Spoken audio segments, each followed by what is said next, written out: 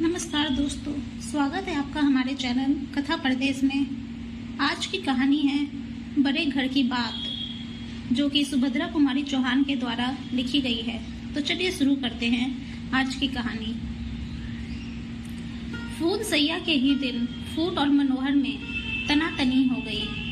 फूल स्वभाव से ही कम बोलने वाली और नजीली थी। उधर मनोहर एंग्लो इंडियन छोकरियों के साथ सिनेमा थिएटर देख चुके थे। उनकी उच्च श्रृंखलता और उन्नतता के आदी थे। वे सपना देख रहे थे कि उनके कमरे में पैर रखते ही नववधु मुस्कुराती हुई हेलो डार्लिंग कहकर उन्हें बिठाएगी, उनसे घुन घुन कर प्रेम की बातें करेगी और उन्हें जबरन अपने पास बैठाए रखेगी। वे उठना चाहेंगे तो वह उठने न देगी। लच्छेदार बातों से उन्हें उलझा रखेगी। घड़ी के जाते हुए समय को एनिमी या दुश्मन कहकर अफसोस करेगी। ये आशाएं उन्होंने नववधु से इसलिए की थी कि वह मैट्रिक पास थी और उसने अपने छोटे से जीवन के अधिकांश दिन बोर्डिंग हाउस में ही बिताए थे।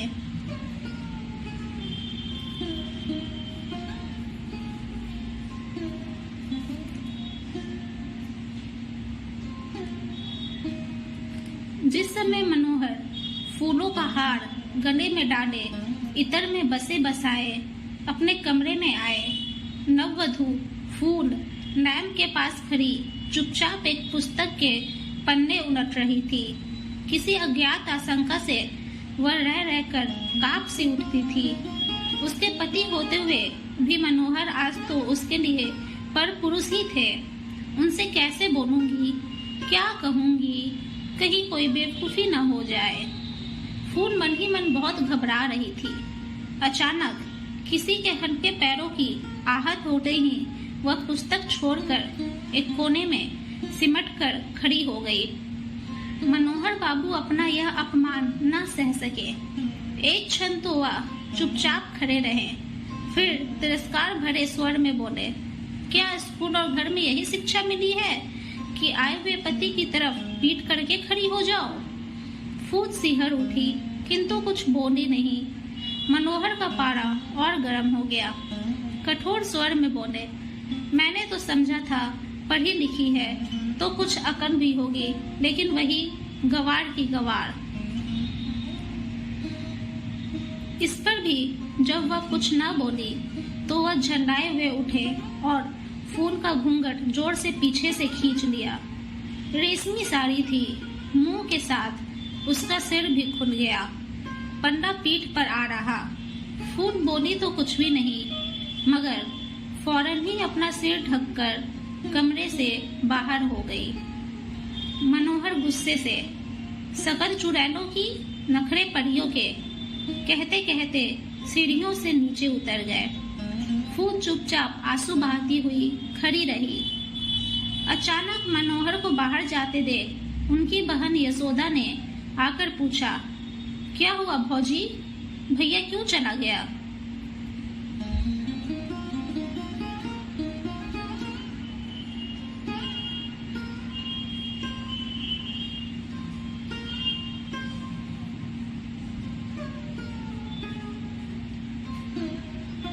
फूल ने कोई उत्तर न दिया।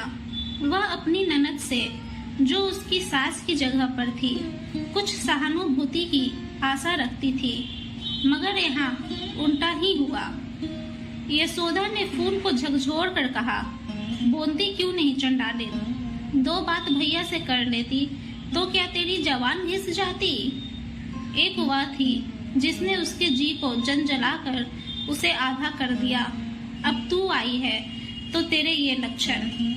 आदमी का मिजाज भी देखना पड़ता है, जिसमें खुश रहे वही करना चाहिए। पर आजकल की छोकरियों का मिजाज भी तो 7वें आसमान पर रहता है। फूल आंसू बहाती रही। ननद की बातों का भी उसने कोई जवाब न दिया। इस घटना के बाद कई दिन बीत गए। मनोहर ने पत्नी की तरफ आंख उठाकर भी न देखा। वे अपने रंग रंग में मस्त थे। विवाह तो उनकी बहन ने जबरदस्ती करवाया था। पहली स्त्री से एक बच्चा था। बच्चा जब तक जीता रहा तब तक तो विवाह की जरूरत ना जान पड़ी, लेकिन एक दिन जब वह बच्चा भी माँ का अनुगामी हुआ तो इतनी बड़ी जायदाद का कोई वारिस तो होना चाहिए। इस ख्याल से यशोदा ने भाई के सामने रोध होकर उन्हें जबरदस्ती विवाह के लिए मजबूर किया। यशोदा विधवा थी, यह सब जायदाद भी उसी की थी। मनोहर को 6 महीने की उम्र से पाला था। मनोहर ही उसका पुत्र या भाई सब कुछ था, किंतु दोनों भाई बहन एक से रूखे स्वभाव के, तुनुक मिजाज, बाहर अच्छे और भीतर खत्ते थे। मनोहर की पहली स्त्री कुमुद ने भी जिस दिन से इस देहली के भीतर पैर रखा था, एक दिन भी बिना रोए रोटी ना खाई थी, और इसी प्रकार 6 महीने के बच्चे को छोड़कर एक दिन वह जहर खाकर अपनी जीवन लीला समाप्त करके चली गई। बड़े घर की बात बाहर कहाँ जाती है। हार्ट फेल हो जाने से मृत्यु हो गई कहकर मामला रफा दफा कर दिया गया।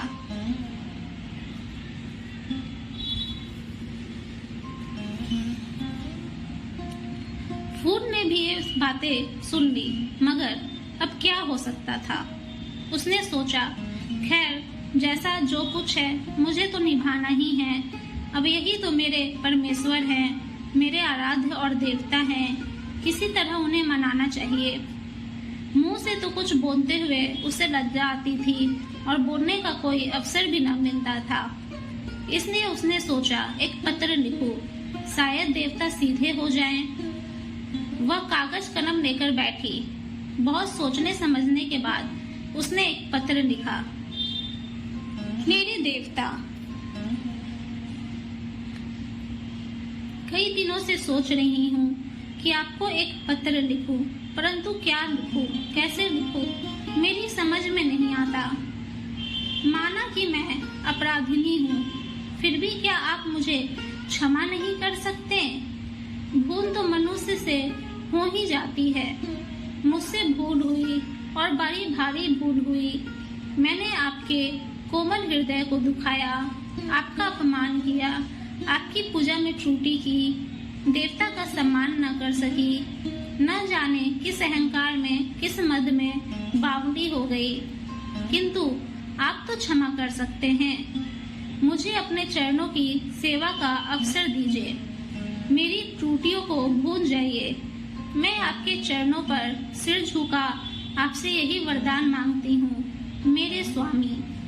आपकी अपराधिनी फूल।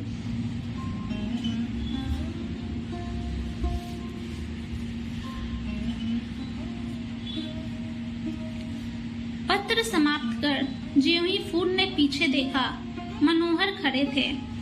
फिर उसी लज्जा और संकोच ने मामला बिगाड़ा। झट से पत्र के टुकड़े टुकड़े कर फूल दूसरी तरफ खड़ी हो गई। मनोहर की त्योरियां चढ़ गई। उनके सिर से पैर तक आग से लग गई। फूल के पास पहुंचकर उसे घसीटकर उन्होंने उसका मुंह सामने कर दिया। बोले, किसे पत्र लिख रही थी, सच कहो। फूल का सारा शरीर कांप रहा था, वह कुछ भी न बोल सकी। मनोहर ने उसके कान ऐंठते हुए कहा, बोलो, नहीं तो अभी तुम्हारी हड्डी पसली तोड़ दूंगा।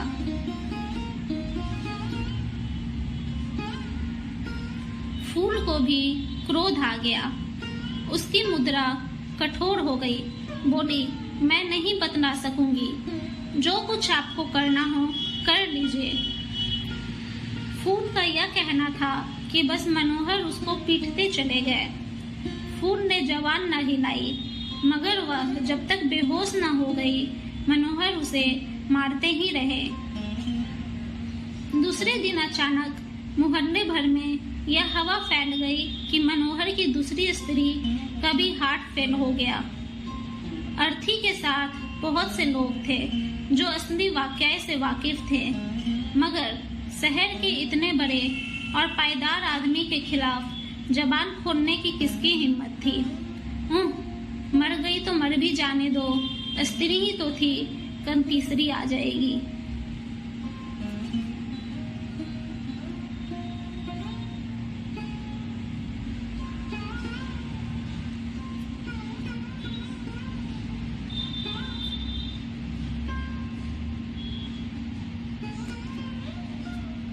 उम्मीद है आप लोगों को यह कहानी पसंद आई होगी।